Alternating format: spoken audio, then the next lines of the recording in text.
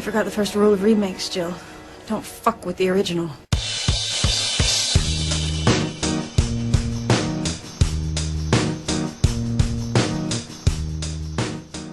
Hey everyone! Season 2 of Bates Motel is starting next Monday, and you know what that means? More painful stab wounds. Oh, I didn't expect that, Joe. I went dark there. It also means another episode of Don't F with the Original. With Nicholas, I'm the vegan correspondent for Idiomatic. And I'm Dimitri, editor-in-chief of Idiomatic.com and movie critic. Now, for those of you who don't know, Don't F with the Original is the show when we take remakes and revivals and reboots and sequels, we check out the original, review it, and then talk about our expectations about the upcoming work of that same franchise. Alright. So, as I mentioned, Bates Motel is coming out. Now, that's a prequel television series based on, of course, Alfred Hitchcock's Psycho. Yeah. We're going to talk about 1960s Psycho. Alright. Okay, which is a movie about Patrick Bateman, who's kind of a yuppie by day, but by night he goes in his apartment and kills people while listening to 80s music. Which is kind of, visionary when you realize that the movie was made in the 60s. I think that's the wrong Psycho. Well, I figured it was American Psycho outside the U.S. When you're in the U.S., it's Psycho, but when you're outside the U.S., it's American Psycho. Kind of like Chinese food is just food in China. Did I watch the wrong movie again? Yes, you watched the wrong movie again. This is the third time! God! We'll be back.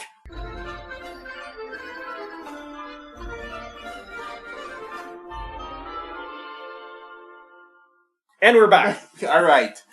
Alright, well, this movie was different. It didn't have colors. First of all, it was a shock. No 80s music either, but kind of interesting. You better do the synopsis. You take over. Oh, really? Oh, you're catching me off guard all over the place today. Alright, so Psycho, first of all, there's a couple of things you need to know. If you haven't watched Psycho, you should go watch it. Yeah. Pause this podcast, go watch it, don't eat, don't pee, just watch Psycho. Yeah. And then come back. And the reason I say this is because if you're one of the lucky few who haven't been spoiled about how this movie goes, and I mean it's one very of the hard. lucky few, you're in for an amazing ride. This is a movie that when it came out, the tagline on the posters was, "Don't tell your friends what happens in Psycho." Theaters were instructed not to let people in once the movie had started, because it would ruin the sort of twisty, twirly journey that the movie offers you. All good initiatives for what kind of movie Psycho is. This is a movie where you don't know what's going to happen next. It's brilliant. Yeah. And so if you are one of the few people who haven't been completely spoiled about everything in this movie, you want to enjoy it that way. Now, because there's probably about 6 of you to which that category falls, we're going to talk about it with spoilers because it's impossible to talk about it otherwise. Yeah.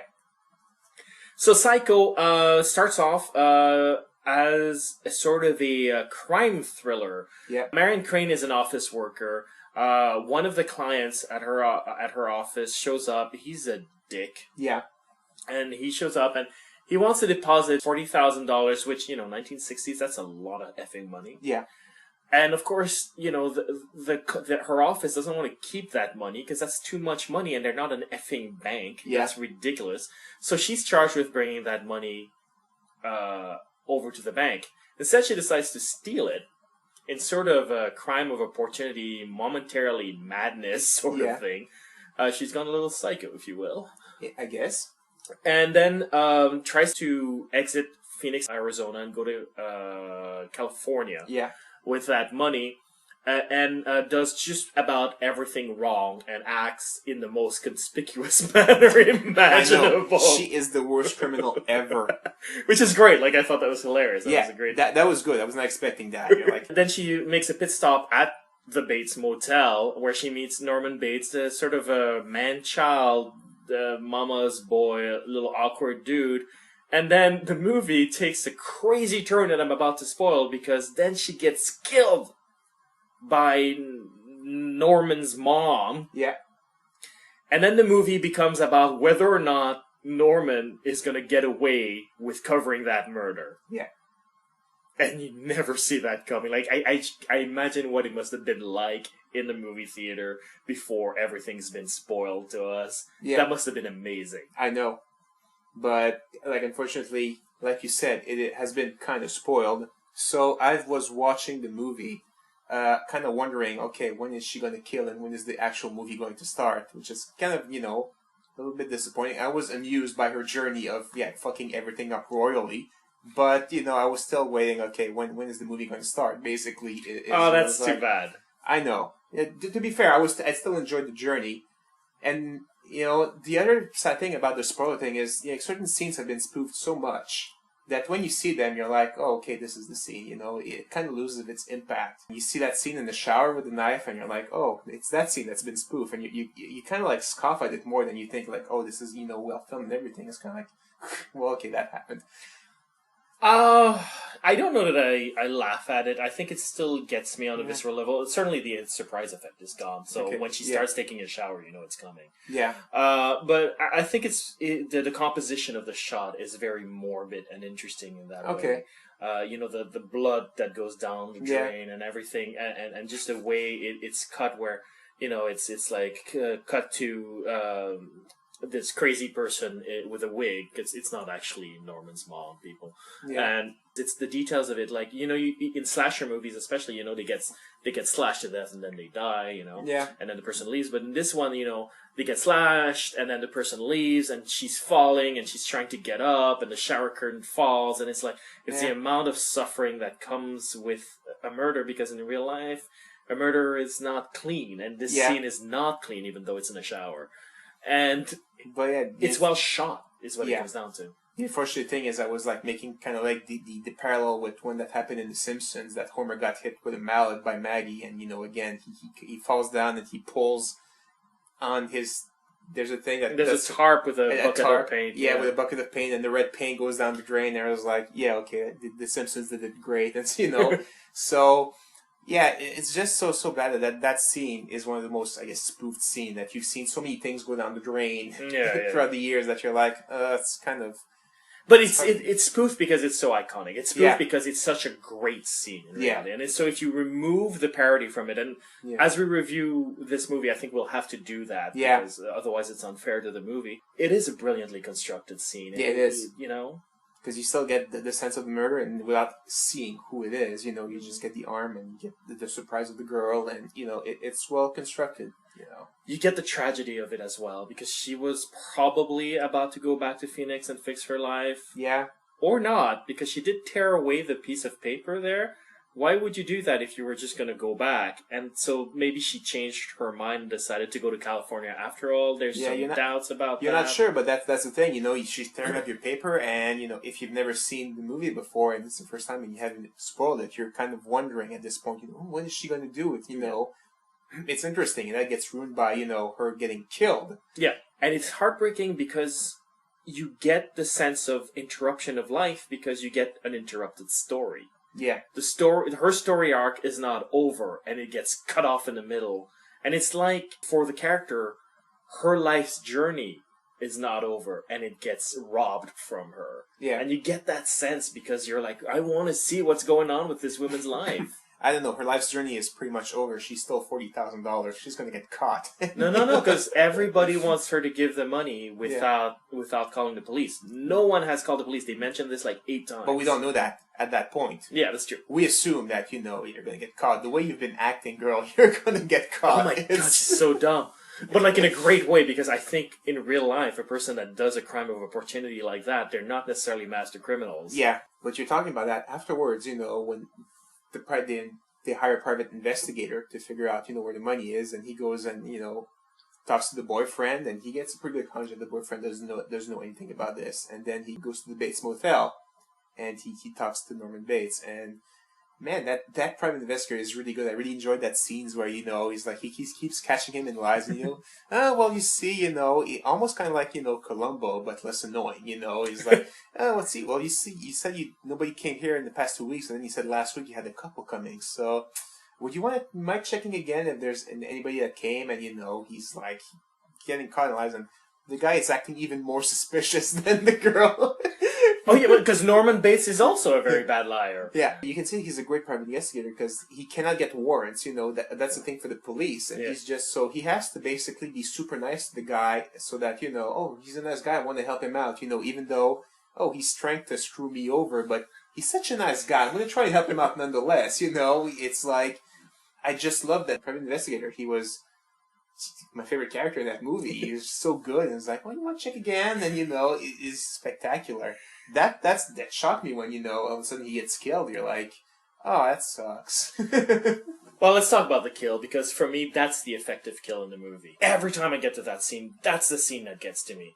Because he's walking up the stairs, and the portrait shot of him going up the stairs with the background is actually a fisheye shot, because the background looks way bigger than it should be. I know, and it kind of deforms as he's walking up as well. Exactly. And what's behind him becomes the vastness, becomes his death, if you will. So something's bad's about to happen to him.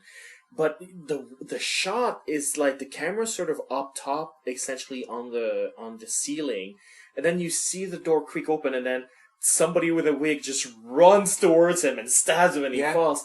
That shit is creepy to me. I'm like, what the fuck just happened? This thing in a wig coming out of the right side of the screen, just running towards him and stabbing. That's it. It's creepy as all get out. I know. One scene I liked that actually happened before that as well was when he gets rid of the body and he just pushes the car in the swamp.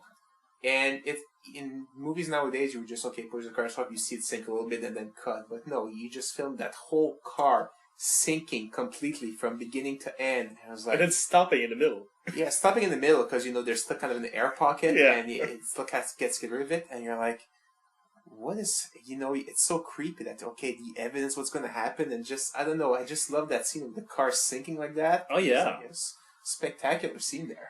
It is because they have the red herring of the money. The camera always goes towards the money in the first hour of the movie. Yeah. So the money is in the trunk at this point. And so when the car stops, you're like, all right, because the money's in there and the money's going to play a role. And then the car continues to sink slowly and you're like, but the money, but the money. And then the money's just gone. Yeah, I know. Another thing I love about that scene is how good the movie is at making us feel for Norman Bates. Now, at this point, we don't know that he's the one who killed her. We think it's his mom. So he's covering up a murder for his mom. Yeah. That's still accessory to murder. He's the bad guy in this story. But he's so put upon and socially awkward and sort of boyish that there's a part of you that wants him to get away with it. I know. You see that sad look in his eyes as he's seeing the car sinking, and it's like you kind of feel bad for him nonetheless. It's like, well, yeah, I really do hope that car sinks, because if not, you're in deep trouble. But, it's just that look, and the car's sinking, and goes back to him, and then the car. It's like, it's a great scene. Yeah. No, it's, the movie takes so many twists and turns, and it executes those twists and turns without feeling disorienting by taking its time. This is a scene exactly where, it's just a car sinking, and because it lets you look at the car sinking and consider all the implications that means for every character involved if the car sinks or not. It's gripping. It also allows you to get your bearings on where the story is headed now. Yeah. Another thing I like, the sheriff is competent. It was such a shock to me. It's like, okay, it's not fair that a lot of sheriffs are competent, but they're so portrayed nowadays as just bumbling fools. But no, it's like they go to the sheriff and it's like, all right, well, it's pretty late. I'm going to call the Bates Motel nonetheless. He does it, and then they go back and see him next day. Well, now that church is gone, should we go to the Bates Motel? And he's like, oh, I went there before church. He went above and beyond, and you're like, you're so not expecting that from sheriffs nowadays in movies. It was like, oh, nice. It's interesting. I don't know if it's something different that he did, but it's just the sheriff was so accommodating, and it's like, I think it's the times. I do think it's one of the things of the times. I think you're right, because you have to remember that this sort of rebellion against authority is sort of something that happened in the last quarter of the 20th century. Okay. The rebel gets things done. The authority, the man, fuck that. That's really, from 70s on. Okay. So yeah, back then authority was considered as helpful. But it's still fun to see that understanding. Is like, oh wow, that's so different. It's nice. It was fun. It's smart, and also I love the red herring in one of the where it's like, because he considers all possibilities. He's not small-minded. It's like goes like it's Norman's mother, the sister. Yeah. Says, and He goes like, well, are you sure you saw someone there? It's like, because we buried his mother. And, Yeah. in another movie, it might have been like, well, you're full of shit, clearly, because we buried mother. Instead, he's going like, well, if you saw someone, and we buried the mother, and you're sure it's her mother, who the hell did we bury? Yeah, I know. It's great. That's true. It's like there's foul play that maybe the murder killed somebody else and they took her. It's like he's really considering, and There's a line from Norman Bates at one point. We all know it's all screwed up, essentially, is what he says, but we go on with the formalities. And I find a lot of the conversations in Psycho is about that, where clearly there's something off, but we go on with the formalities. So the conversation with the private detective and Norman Bates is a little bit of that. Yeah. They both know that they're out to outmaneuver each other. Yeah. But they're also polite because they go on with the formalities. Conversation between Marion Crane and the police officer is the same. The conversation between Marion Crane and the car salesman. Oh, that was is the best fascinating. One.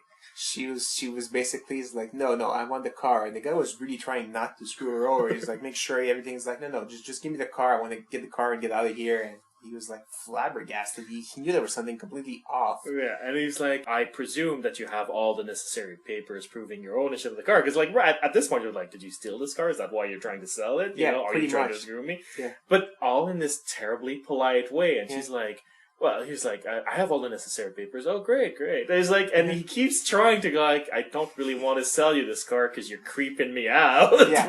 Even at the end there, where she's about to drive out, and you just hear like, hey, she just like, oh, she just forgot her suitcase, and it's like, wow, she was in such a hurry. She just even left her stuff in there. What is wrong with this car or this person? You don't know. I mean, the police officer, he's in the back. He's just looking at this, and he just asked about her, and it's like, yeah, there was something off, and they still go along with it. It's really weird. Yeah, and I don't think you could ever do this movie today because of that. This notion of we will go on with the formalities even though everything's screwed up underneath is not something we do anymore. Yeah. The police officer would never be that pleasant to someone being so openly suspicious anymore. Yeah, pretty much get out of the car and give me your papers because they have the right to do that. You're in your car. They have the right to check. And But social norms of the time sort of imposes on them this sort of let's all pretend everything's pleasant. Yeah. To a certain degree, if we go deeper into the themes of the movie, that's sort of what happens to Norman. You know what I mean? Like, to a certain degree, he had a very effed up relationship with his mother. He was abused by his mother, emotionally at least. We get into more details of how deep that abuse is in the sequels, but you go on with the formalities. He still respects his mom. He still, and to the point that it drives him mad. Yeah. It's a powerful performance by Anthony Perkins, by the way. Yeah, he was very good. He's so likable for a crazy killer. It's like you're like, oh, he's such a nice guy, You really do root for him even after it turns out he's the killer. You're like, oh god, I hope they cure the poor man. Yeah. And I liked how boyish he is. Like, he swings his arms around a little bit like a teenage boy or even a prepubescent boy would do. Yeah. Even though he's a grown man, and that makes him feel a little bit off. You're like, oh, yeah, you're a little bit creepy with that. Yeah. And I like that he is different with different people. Like, he is more confident when he's speaking to men than when he's speaking to women. And even, even when, sandwiches and milk is what he offers her for her dinner, you're like, oh my god, what are you, 5? Seriously? And he mentions how, I like birds, they're inoffensive. And, around him are only birds of prey who are actually quite dangerous. Yeah. And that's a nice irony. And then, for in a movie, there's a lot of shots where he sort of imitates a bird a little bit. When the private detective goes like, "Can I look at your ledger?" And he gives the ledger, and then he sort of bends over the private detective to sort of look at what he's looking at, and he has his nostrils practically against the camera, pretty much. And he's chewing his candy at the same time, so he looks like a bird about to chew and spit worm for its babies. Like, he's imitating a bird as well. His performance, it's just such a very complex and bizarre performance. It's amazing. That's interesting. Yeah. If I had one nitpick, it's just, just the timing of it all. As she's driving in her new car, and you're hearing the conversation of the boss, where's the money and stuff like that, okay? It should be Saturday, It's like, you would think she would have like all weekend to get away, and they would notice the missing money on Monday.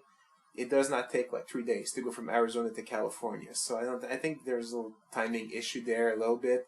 Or maybe she was imagining ahead of time. Exactly. Or that, but I don't know. I think the voices she hears in her head while she's driving are not conversations that are actually happening. I think they're conversations that she's imagining. She's imagining, okay. And they're interesting in terms of what her state of mind is. Because at first it's all about how she's going to get caught. Yeah. It's all about, I was weird with the car salesman. And yeah. I forgot to tell this, that. Oh, my sister's a loose end. Oh, this and that.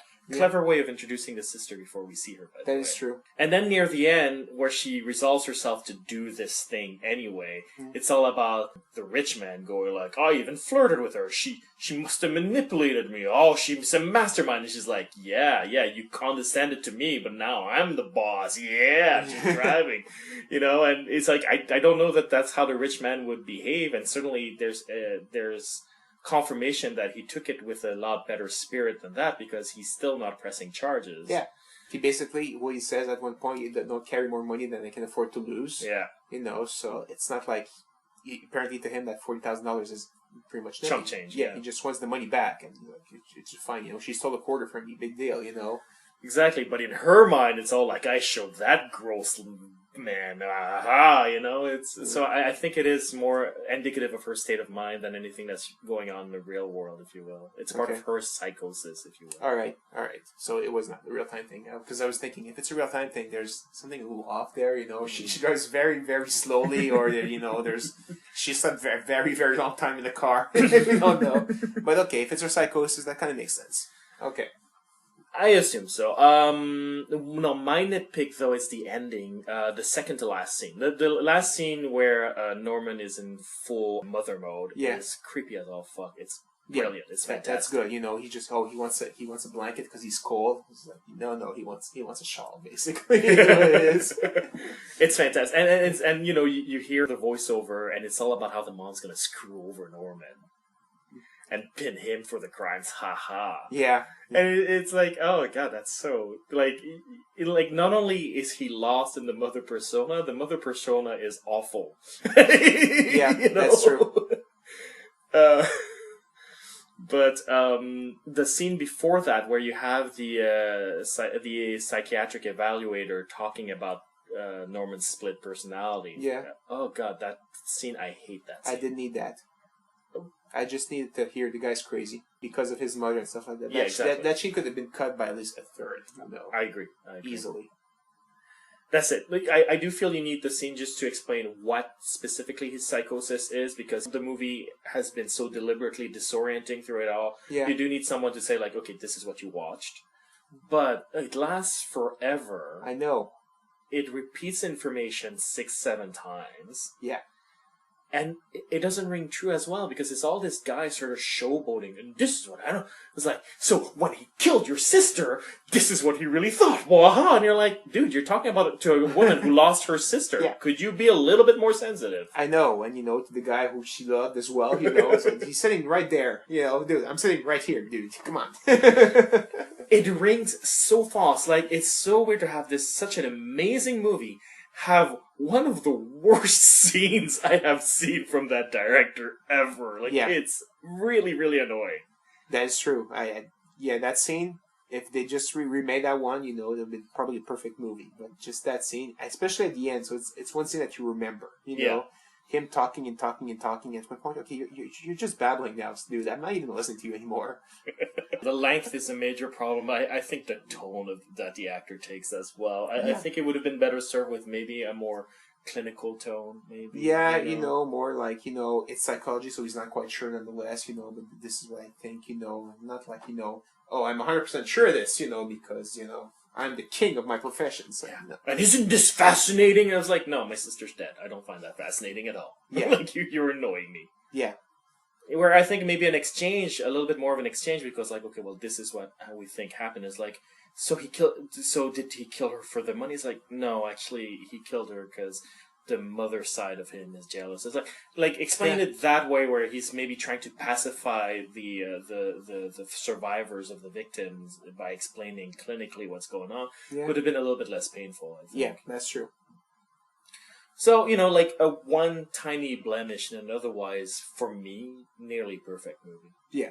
I'm just kind of sad I saw this movie after it's been, spoiled hundreds and hundreds of times, so like that scene in the shower and even that scene at the end where there's the reveal as well. It's like, I've seen this so often and done so other times, it kind of loses its impact a little bit. Mm-hmm. But besides that, I really enjoyed that movie. Yeah, no, I agree. So you would definitely recommend it? Just to Yes. Yeah, even if it's been spoiled hundreds of times, just watch it. I don't know how I could have done it differently. Just watching, I was like, okay, this is new. This is new to me. This is new to me. This has not been parodied to me. It is not funny, or I don't know how you could do that, but nonetheless, it's a couple of scenes that have been spoiled. The movie is pretty long. It's an hour and 40 something minutes. Yeah. So there's 5 minutes of it that's been spoiled to you. Yeah. It's fine. Watch it nonetheless. Yeah, and the journey there is interesting. It's not like one of those twist-ending movies like Skeleton Key or things like that where you're like, yeah, just get to it. Yeah, no, I know where it's going. It's like, even if you know where it's going, Marion Crane's journey is fascinating and a little bit funny, to be honest. I know. It's so bad. I love, especially when she's driving on the highway and all the lights are coming in, and I think she's thinking like, the cops are interrogating her or something. It's like the lights. It's like, no, I need to stop those damn lights. It's like, it is so crazy to see her journey as like incompetent criminal and just like, what is she doing? Yeah, and so you'll have a good time, and that's not something people talk about. So even if you watch the movie for the first time and you think you've heard it all about this movie, in fact you haven't. There's a lot of interesting material there. Yeah. We have a little bit of time, so I'd like to talk a little bit about the sequels. Yeah, I'm actually interested to hear you talk about sequels, because how do you sequelize this? And it's a big challenge because it's not a movie that deserves a sequel in a real way. You know what I mean? Like, it's a complete story in and of itself, especially since so much of it is about disorienting the viewer. Yeah. Once they know what the first one is, how are you going to pull the same shit? Exactly. There's 3 sequels that exist, and surprisingly, they range from decent to really good. Oh, really? Yeah. That's a shock. The second one is probably my favorite of the sequels. Now, everybody will say, well, it doesn't hold a candle to the original, and they're completely right, but that's not the point. Okay. This was made like 10, 20 years later. All right. Norman Bates just came out of the mental hospital. He's presumably cured. Okay. But he's still very fragile because, he did just spend a stint in a mental hospital. Okay. And he's reopening the hotel, and then murders start occurring.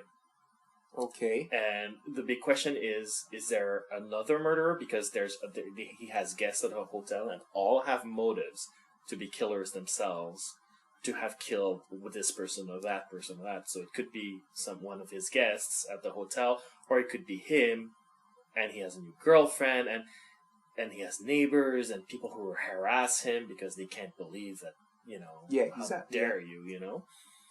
And that's what the movie's about. Okay. And it's really good because the mystery is interesting.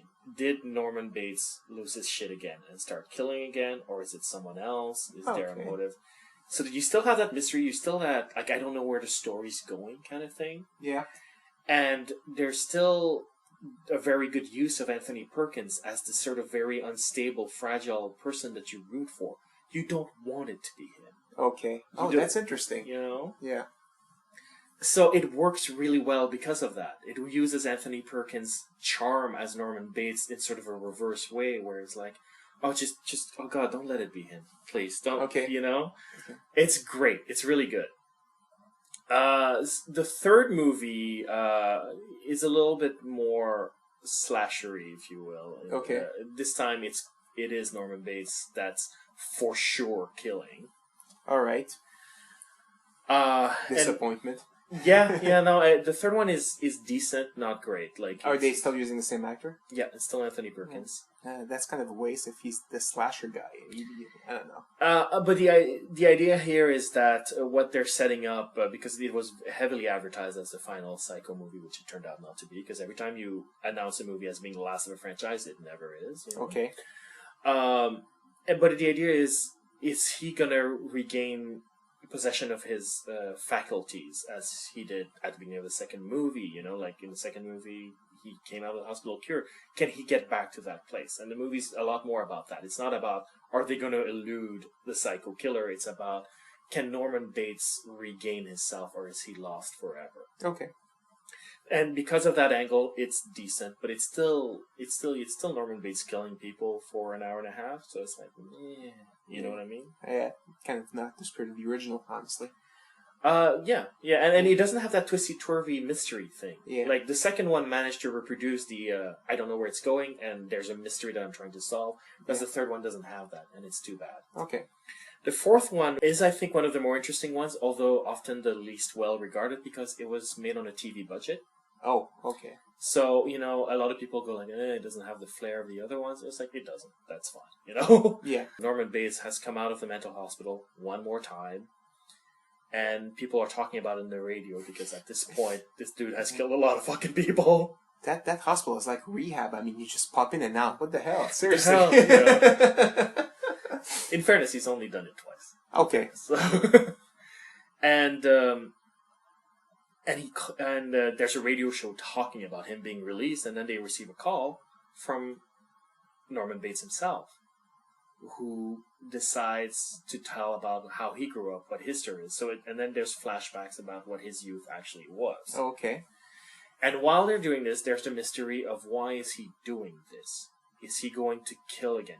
And you don't know where he is. He's in sort of a dark, shambled house. Does he have victims there that are waiting? Is he about to kill himself? Like, what is he going to do? Okay. And the tension comes from there, if you will. Oh, that's interesting. Yeah. So it goes back to kind of the mystery, you know, what's happening, disorient people. Yeah, exactly. That's pretty cool. So it works rather surprisingly well for a movie that's essentially made for TV, you know what I mean? Yeah, yeah. And it's very much about the character, very much. And at this point, 4 movies in, yeah, I actually want a movie to be about Norman Bates. You know? Okay, makes sense, yeah. You know? So for me that works. So these sequels are surprisingly good overall. Interesting. Yeah. And yet, when they announced Bates Motel, all I could do was roll my eyes. Well, you skipped something. What? The remake. Oh shit, I did. Gus Van Sant did a shot-per-shot remake, essentially. That seems like a mistake. Hitchcock is not like the master of, you know, he's a master of horror, and the timing he gets, his timing is perfect, and that's why his movies are so good. Yeah. And you're trying to mimic his timing. That seems kind of like a big challenge there. Yeah. I think it's an interesting experiment, Okay. but it was never going to make a good movie. All right. And I think you're right. I think that's the core of why this makes a not good movie. Okay. Yeah. But it does make sort of an interesting cinematic experiment in terms of where does the substance of a movie lie. If you reproduce something shot by shot and it gives a piece of turd when it was a classic before, where is the essence?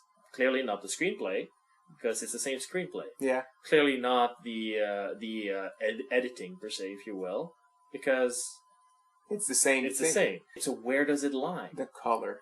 The color. Well, Vince Vaughn maybe just ruined it for I don't know. I think the idea is that it's an ensemble thing, and it demonstrates how movies is the sum of many, many, many parts. That makes sense. You know, and the actors play it differently because they're from a different era. The dialogue doesn't ring as well because it's from a different era. You know. Yeah, that makes sense. So again, interesting cinematic experiment, which is why I can't bring myself to poo-poo it. Okay. But like, let's be blunt, this is not a movie worth watching if you just want to watch a movie. Like, spare yourself. Watch the original. Yeah, exactly. For God's sakes. So watch the original, watch some of the sequels, they're all better than this. Every single one of them, you know? And now we go to Bates Motel. Yeah, and there's 2 Bates Motels. There's a Bates Motels TV series that in the 80s about Norman Bates dying in a mental hospital and leaving his legacy to some colorful characters that have sort of a fantasy island magic angle to it. It's a piece of shit. Wow, that sounds terrible. Yeah, that's It's like the Love Boat in the hotel or something. What the hell? yeah, that's exactly what it is. Oh my- That is exactly what it is. Oh my god. That's from the 80s. Like, people don't touch that thing. Wow, wow. I don't even want to mention that. That sounds like the dumbest thing ever. But then there's the more recent Bates Motel, which is a prequel series about young Norman and his mother and their abusive relationship that will lead to him going crazy, essentially. Okay. I'm thinking they have a set story to explain, from mother what happened, to all the way there. And TV shows are usually notorious for, oh, well, let's just add an extra season, just for kicks. And then you're stuck writing a whole other season of like, well, now what do I do? So I'd be curious to see, to read the reviews of, all of a sudden, there's a direct drop off in quality and you're like, okay, this is the season they hadn't planned for and they're stuck writing. I'd be curious, but now that does not sound like something I'm interested in. I mean, I've already suffered through like 6 minutes of a guy explaining their relationship with Bates and his mother at the end of the cycle. I know, right? I'm not watching a whole season or 2 or 3 seasons of this. I mean, enough's enough, honestly. Yeah, no, I agree. And look, for the record, the show has gotten very good reviews overall. It's being critically praised, but it's being critically praised the same way, The Killing was critically praised, or True Detective is currently being critically praised, or Hannibal, which are all well-written shows, very well acted. Okay. But also insanely nihilistic and depressing. Yeah. And I have to admit that I've reached a point in my life where my TV time is the time for brain dead Dimitri, if you will. Committing to watching 1 hour per week and just getting more and more down and down and down, It's like, enough's enough at one point, That's why I had to stop watching Dexter, because, they still kind of made it a little cheery, the first seasons, and I don't know how they managed it, but it was still kind of uplifting a little bit. But eventually you're like, yeah, no, this is actually kind of depressing me a little more and more, and it's like, I have to stop watching this. This is not why I watch TV. I want to be entertained, have fun. This is my definition of being entertained. To me, is to have fun, and depression goes the other way. Yeah, and for the record, I don't think either of us are criticizing these shows for being what they are. I mean, if you're looking for that sort of compelling storytelling that will take you on a very heart-wrenching journey, more power to you. Exactly. All right, so next week, we are going to talk about Zack Snyder's 300. Until then, if you want to reach us, you can write us at mail@idiomatic.com or post a comment at idiomatic.com. We're also on Facebook. We're also on Twitter at idiomatic. And we're also on iTunes. If you could write us an iTunes review or like us on Facebook, it would help us get the support to continue generating quality content. I'll be in California before you know it. Don't worry.